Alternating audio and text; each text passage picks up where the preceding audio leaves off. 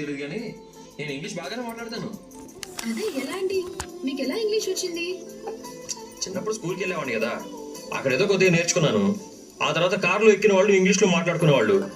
ఖాళీగా ఉండి ఏం చేస్తాం, వాళ్ళు మాట్లాడేది వింటూ కొన్ని పదాలు గుర్తుపెట్టుకున్నాను. అలా కొద్ది కొద్దిగా వాళ్ళతో మాట్లాడుతుంటే నేర్చేసుకున్నాను. 2 మార్కులు వచ్చాయి ఇంగ్లీష్లోనా? తెలుగులో. మరి మిగతా సబ్జెక్టుల్లో? మిగతా సబ్జెక్టులు కూడా ఉంటాయా? రే భలే వాడివిరా. ఎందుకుండు 5-6 సబ్జెక్టులు ఉంటాయి కదా. ఉంటాయిరా, మనకేంటి, మనం తెలుగు వాళ్ళం, మనకి తెలుగు ముఖ్యం, మిగతావన్నీ మనకెందుకు. బాగా చదువుకొని ఉంటే పెద్ద ఆఫీసర్ అయిపోయేవారు కదండి. అనవసరంగా చదువు మధ్యలో మానేసినట్టున్నారు. నాలాంటి వాడికి ఇలాంటి జీవితమే కరెక్ట్ మీనా.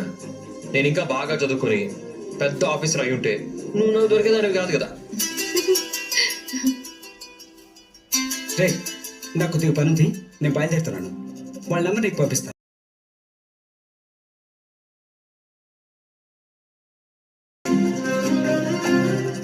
చూడు మీనా, నేను పెద్ద చదువులు చదువుంటే నాకు వేరే అమ్మాయిని ఇచ్చి పెళ్లి చేసేవాడు. కానీ నువ్వు నా భార్యవి కావాలని దేవుడు అనుకున్నాడేమో, అందుకే నా జీవితం ఇలా రాశాడు. మన పెళ్ళైపోయిన తర్వాత చెప్తున్నారు ఇవన్నీ. లేదు మీనా, మన పెళ్లి ఎలాంటి పరిస్థితుల్లో జరిగిందో అది పక్కన పెడితే ఆ దేవుడు నా కోసం పంపించిన దేవతవి నువ్వు. అవునండి, దేవుడు మనల్నిద్దరినీ ఇందుకే కలిపాడేమో. మనిద్దరం కలిసి ఉండటం వల్లే మన జీవితాల్లో ఒక్కో మెట్టు ఎక్కుతూ మంచి జీవితాన్ని పొందుతున్నామేమో. నేను కూడా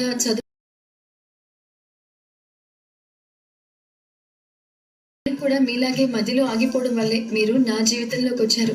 సరే, మనకు అలా రాసి పెట్టుంది. ఏదేమైనా మనకి good time start. Okay, let's go. Okay,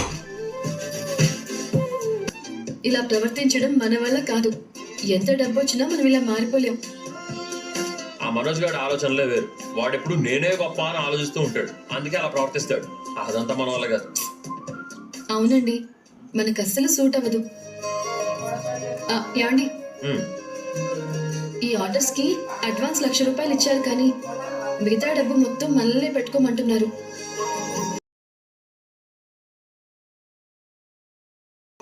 ఏం చేయాలో అర్థం కావట్లేదు. నా దగ్గర కొంత డబ్బు ఉంది, ముందు వాటితో అవసరమైనవి కొనేద్దాం, అడ్వాన్స్లు ఇచ్చేద్దాం. ఇంకా అవసరమైతే ఏదన్నా ఫైనాన్షియల్ని అడుగుదాం. మీరైనా ఎంతకాలం డబ్బులు చూసి పెడతారు?